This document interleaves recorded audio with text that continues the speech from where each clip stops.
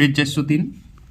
দেখো যে কোনো পাঁচটি পূর্ণ সংখ্যার গড় শূন্য হলে তাদের মধ্যে একটি অবশ্যই হবে -5, 5, 0 না কোনোটি নেই। তো আমি উত্তর মারলাম 0, উত্তর দিয়ে আছে কোনোটি নেই, মনে হয় উত্তরটা ভুল আছে। ঠিক আছে, দেখো পাঁচটি পূর্ণ সংখ্যার গড় শূন্য, যদি পূর্ণ সংখ্যা বলতে কোনগুলো বুঝি? 0, 1, 2, 3, 4, এদিকে -1, -2, -3, অসীম পর্যন্ত, এদিকে অসীম পর্যন্ত, এই সংখ্যাগুলোকে পূর্ণ সংখ্যা বলা হয়। 0 উইথ এগুলা ডট ডট চলবে, কি মাইনাস দিকেও চলবে, তাহলে এগুলাকে পূর্ণ সংখ্যা বলা হয়। তোর পাঁচটা সংখ্যা আছে, পাঁচটা পূর্ণ সংখ্যা আছে, তাও আবার পরপর।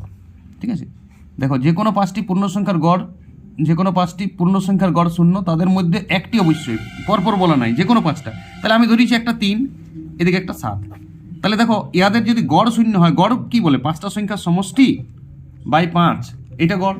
তো সমষ্টিটাও শূন্য হইতে হবে, তবেই তো গড়টা শূন্য হবে।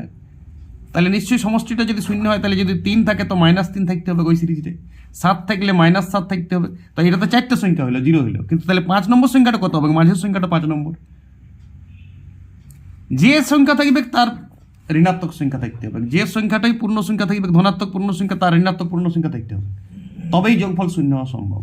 তাহলে মাঝের সংখ্যাটা যদি আরও কিছু থেকে যায়, 5টা যেহেতু আছে, যদি এক্ষেত্রে 3টা থাকতো তাও এই প্রবলেম, মানে বিজোড় সংখ্যক যদি সংখ্যা থাকতো, তাহলে মাঝের সংখ্যাটা অবশ্যই শূন্য হবে, নাহলে গড় শূন্য জীবন হবে না। তাহলে অবশ্যই মাঝেরটা কত হইতে হবে? শূন্য হইতে হবে।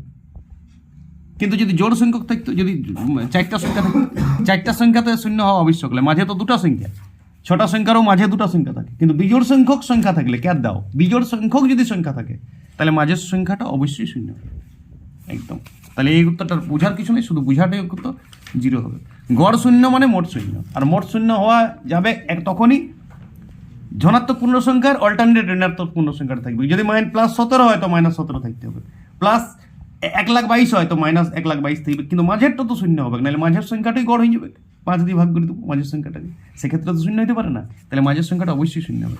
কৃপা ধ্যান দেয়, ভালো অঙ্ক, এটা উত্তর ভুল আছে, সি হবে।